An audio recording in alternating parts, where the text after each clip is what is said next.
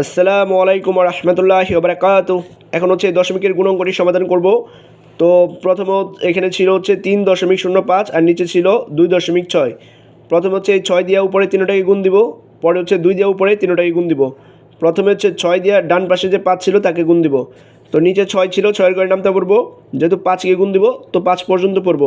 6 এর ঘরের নামটা 5 পর্যন্ত পড়লে হয় 5 6 30, 30 এ লিখব হচ্ছে 0, হাতে আছে হচ্ছে 3। কীভাবে দেখুন, 30 কিন্তু লিখি 3 0 30। ডান পাশে যে সংখ্যাটা ছিল সেটা হচ্ছে লিখতে হয়, আর বাম পাশের সংখ্যাটা হচ্ছে হাতে থাকে। এখন 6 দিয়ে 0কে গুণ দিব, 0কে কোনো কিছু দিয়ে গুণ দিলে সেটা 0ই হয়, অর্থাৎ 6 দিয়ে 0কে গুণ দিলে হবে 0, আর হাতে যে 3 ছিল সেই 3টা এখানে লিখে দিব। এখন হচ্ছে 6 দিয়ে এই 3কে গুণ দিব, 3 6 18, পরে যেহেতু কোনো সংখ্যা ছিল না তো 18ই লিখে দিব। তো প্রথম ঘরের কাজ শেষ। তো এইখানে প্রথম ঘরটা কেটে দিব।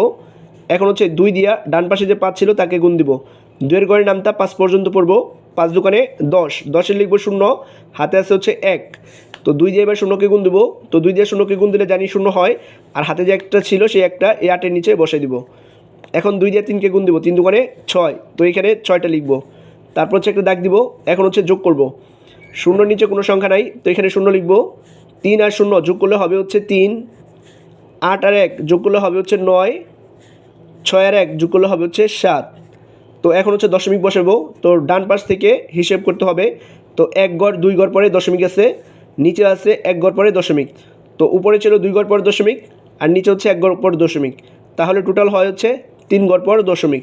তো আমরা ডান পাশ থেকে 3 ঘর পরে দশমিক বসাবো, 1 ঘর 2 ঘর 3 ঘর পরে দশমিক, তাহলে উত্তর হবে হচ্ছে 7.930।